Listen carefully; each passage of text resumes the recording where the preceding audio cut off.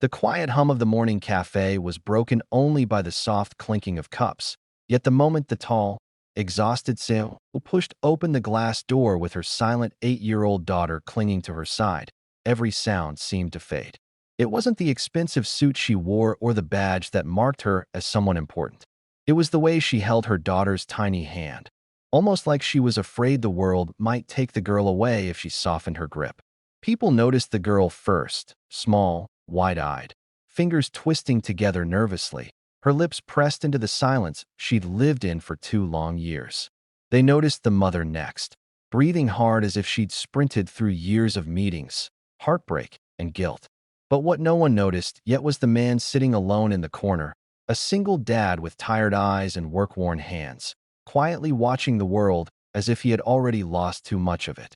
And in the next few minutes, these three lives would collide in a way that none of them could have predicted. That if you believe in kindness, second chances, and the beauty of strangers helping strangers, make sure to like, comment, share, and subscribe to Kind Hearts Corner. Because stories like this remind us why the world still has hope. The CEO, Maya Ellington, had not meant to bring her daughter out that morning. She had not meant to rush into a cafe while still wearing the tension of a long overdue argument with her board. But her daughter, Lily, had awakened with a trembling chest and tears sliding silently down her cheeks, and Maya had felt something inside her break.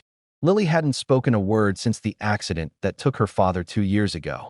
No amount of therapy, no notebooks filled with shaky drawings, no late-night whispered promises from her mother had been enough to bring her voice back.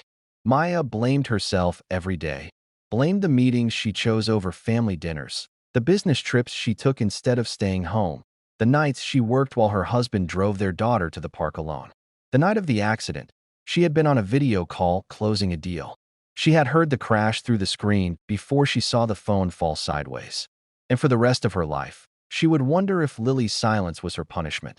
That morning, Maya just wanted to give her daughter something soft, a warm drink, a quiet moment. Maybe the feeling that the world wasn't always loud and cruel. But cafes were busy places, filled with voices and buzzing machines, and Lily flinched at every sound. They stood in line, Maya whispering useless reassurances while Lily clutched her sleeve with trembling fingers. For a moment, Maya wanted to take her daughter and run away from everything. The city, the expectations, the judgment she felt burning into her back from strangers who didn't understand why her child refused to speak. She wanted peace, but peace was the one thing she couldn't buy. From the corner, the single dad lifted his head. His name was Ethan Hale, a quiet man who had learned to survive life one day at a time. He wore a faded work jacket and had a look in his eyes that only men who've been through storms carry. His son, Noah, was at school, a boy full of jokes and questions, completely unaware that his father often skipped meals so Noah could have enough. Ethan worked 2 jobs, sometimes 3, and still found moments to teach his son kindness. But what set him apart was something no one would have guessed. He was fluent in sign language. He had learned it for his late sister, who had lost her hearing as a child. Ethan had grown up communicating with his hands long before he learned the language of adulthood, responsibility, and heartbreak. He noticed Lily immediately, not because she was silent, but because she was speaking, her hands moving in tiny, instinctive motions, not quite sign language, but close enough to be a cry for help he recognized. Children often express emotions with their whole bodies when their voices fail them. Ethan saw the way her fingers curled when she was scared, the way her shoulders stiffened every time the espresso machine hissed. He could tell she wasn't just quiet. She was trapped inside herself.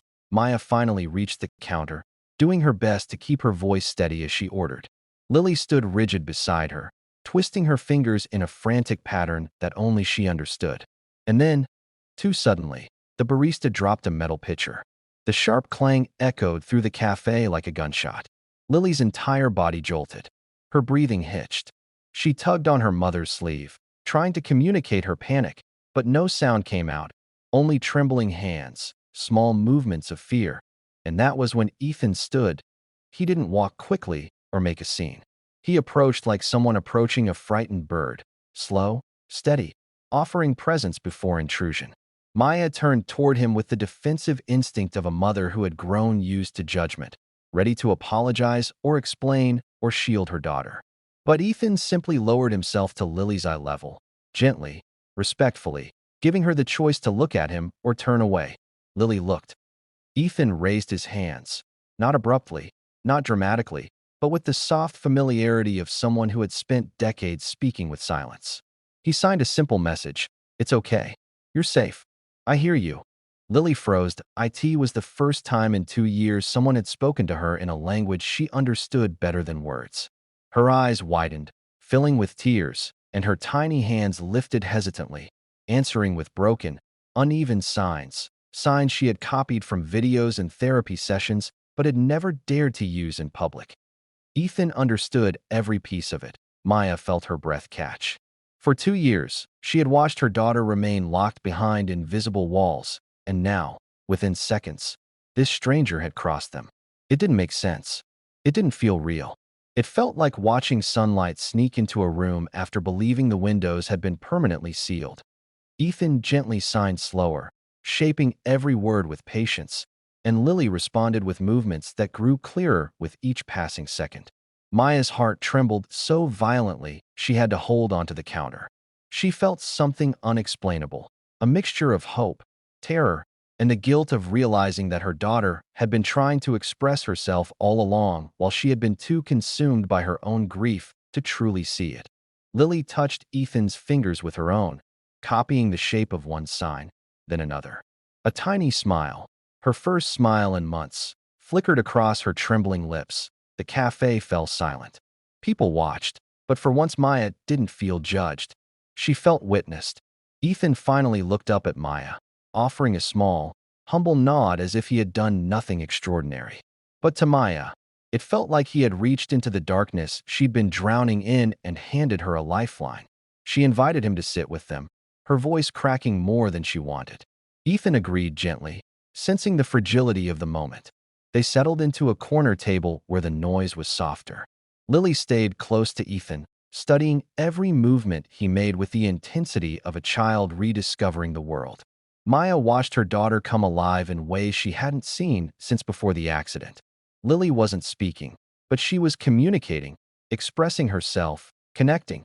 And for the first time, Maya realized that silence wasn't her daughter's prison. It was her language. They talked. Maya with words, Ethan with quiet pauses, Lily with her hands. Maya slowly learned about Ethan's sister, his struggles, his son, his jobs, his losses. Ethan spoke with honesty, not pity. He didn't treat Lily like someone broken. He treated her like someone brave, someone worth knowing, someone whose silence held meaning instead of emptiness. The hours slipped away unnoticed, but the healing unfolding at that table felt like the beginning of something bigger than coincidence. Maya, for the first time, felt her shoulders relax. She felt like she wasn't carrying her daughter's pain alone, and Lily, sweet, fragile Lily, kept signing. Near the end of their time together, when the light outside had softened and the cafe slowed into evening, something unexpected happened. Lily touched her mother's hand, looked into her eyes, and signed a simple word, one she hadn't spoken or signed in 2 years. Mom. Maya shattered. Tears spilled down her face faster than she could wipe them away, and she pulled her daughter into her arms, trembling as if holding something she had once believed lost forever. Ethan looked away respectfully, giving them a moment that he could never understand but felt grateful to have witnessed. Before they parted ways, Maya felt something she never expected to feel again: hope.